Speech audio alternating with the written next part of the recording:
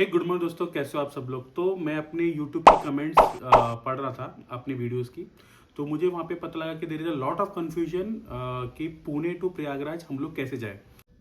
सो इस वीडियो में हम लोग कवर करने वाले हैं कि हम लोग कौन सा रूट लें, pumps, okay, after that stay कहाँ पे करना है और महाकुंभ में कहाँ कहाँ पे घूमना है। सो प्रयागराज जाने के लिए अगर आप पुणे से जा रहे हैं तो मैं तो पीसीएमसी से बिलोंग करता हूँ, तो मैंने कासरवाड़ी टू नासिक वाला जो रूट है वो लिया था। और समृद्धि पे आप सिन्नर एक जगह है, वहां से आप समृद्धि मार्ग पकड़ सकते हैं। ऐसा है कि सिन्नर से लेके नागपुर तक आपको टोटल पड़ेगा 551 किलोमीटर, जिसके अंदर आप लोग को फर्स्ट जब आप सिन्नर से चढ़ेंगे वही टाइम पे आपका फास्टैग स्कैन हो जाएगा और वो डायरेक्टली जब आपका पैसा जो है वो कटेगा नागपुर में जाके।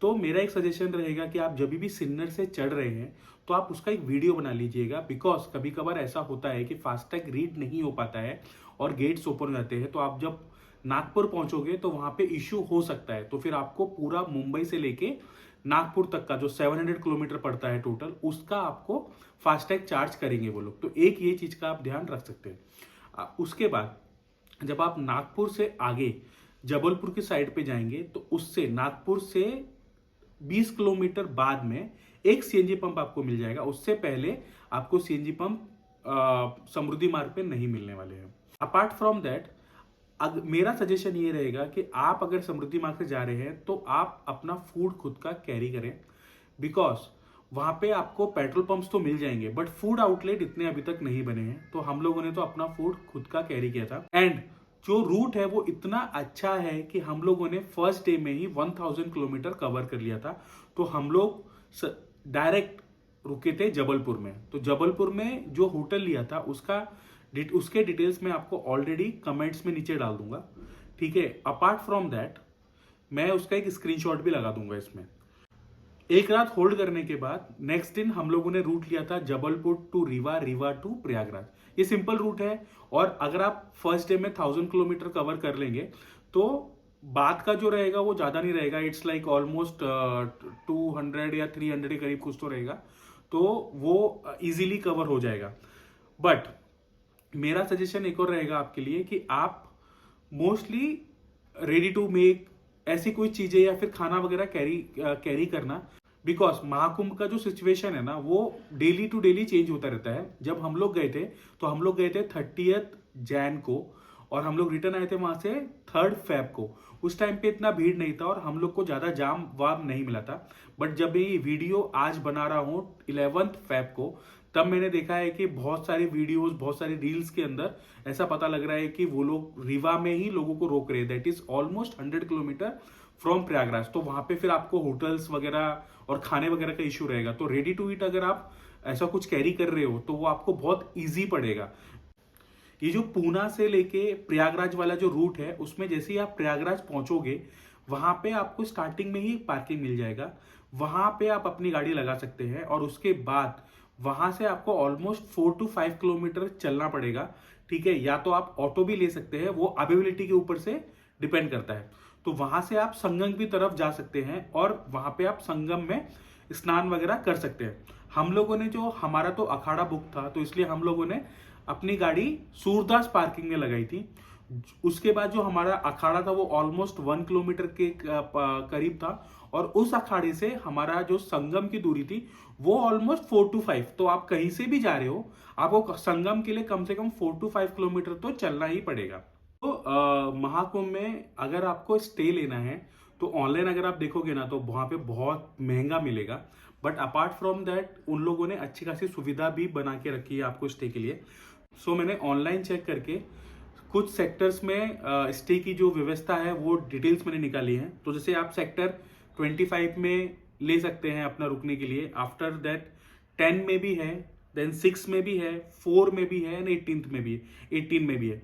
तो ये जो सुविधाएं हैं वो डिपेंड करती हैं कि कहीं कहीं पर वो फ्री सेवा प्रोवाइड की गई है और कहीं कहीं पे 100 रुपीज लेते हैं 24 आवर्स के लिए। तो आप वहां पे जाके भी बुकिंग कर सकते हैं और इसमें आप प्री बुकिंग नहीं कर सकते हैं। इसमें आपको वहां पे जाना है, अपना आधार कार्ड देना है और उसके बाद ही आप बुकिंग कर सकते हो, जिसमें आपको आई थिंक कंबल और एक बेड भी मिलेगा, ठीक है। तो वो एक चीज है। अपार्ट फ्रॉम दैट मैंने कुछ कुछ वीडियोस में ये भी देखा है कि शायद से सामान रखने के जो लॉकर्स है वो नहीं है, तो आप वो चीज आप चेक कर लीजिएगा वहां पे जाने के बाद। और महाकुंभ में सबसे बेस्ट है कि आपको खाने की कमी नहीं रहने वाली है, वहां पे बहुत सारे भंडारे हैं, तो एक वो चीज है जहां पे आपको कोई भी इश्यू नहीं होने वाला है। तो अभी मैं आपको बताता हूं कि अगर आप महाकुंभ जा रहे हैं तो आप कहाँ कहाँ पे क्या क्या चीजें देखें। तो सबसे पहले हम लोग तो रात को पहुंचे थे, तो हम लोग सबसे पहले रात को पहुंचने के बाद डायरेक्ट हम लोग शास्त्री ब्रिज पे गए थे, ठीक है, जो कि आई थिंक सेक्टर 20 में गिरता है। वहां से आप महाकुंभ का रात का पूरा व्यू देखिए and it is really awesome. Okay, वो बहुत अच्छा है, वो आप मिस मत करना। सो सेकेंड डे पे हम लोगों ने गंगा जी का स्नान कर लिया था, उसके बाद हम लोग घूमने निकल गए थे। तो हम लोगों ने सेक्टर 20 में जितने थे वो वहां पे सब अखाड़े वगैरह थे। अपार्ट फ्रॉम दैट सेक्टर 5 में रुद्राक्ष टेम्पल है, जो कि ऑलमोस्ट 7 करोड़ 51 लाख रुद्राक्ष से बनाया गया है, जिसके अंदर टोटल 12 शिवलिंग है, तो आप वो पक्का दिखेगा and this is really worth it.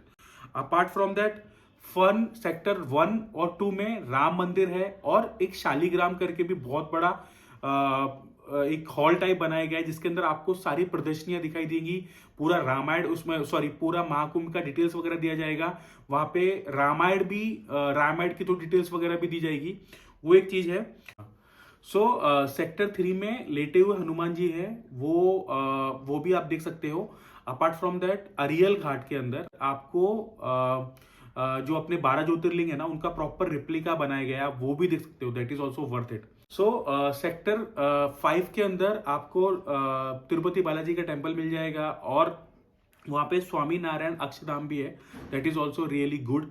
Apart from that आप डायरेक्ट जा सकते, उसके बाद आप जा सकते हैं शाम को 6 बजे के करीब लेजर बोट क्लब के पास लेजर शो देखने के लिए। वो पूरा जो एरिया जो बनाया है इन लोगों ने, महाकुंभ का जो एरिया इन्होंने बनाया है उसके बाहर है, ठीक है, तो आप वहां पे भी जा सकते हैं। वहां पे पूरा एक लेजर शो किया है उन लोगों ने ऑर्गेनाइज, जिसके अंदर आपको महाकुंभ की पूरी कथा बताई जाएगी लेजर शो के through, that is also worth it. So अगर आपको मेरी दी हुई इंफॉर्मेशन अच्छी लगी हो तो प्लीज उसको लाइक कीजिएगा, सब्सक्राइब कीजिएगा, एंड अगर आपको अभी भी कुछ डाउट है just comment on this video, okay, तो मैं आपको वो आंसर्स करने की कोशिश करूंगा। Thank you.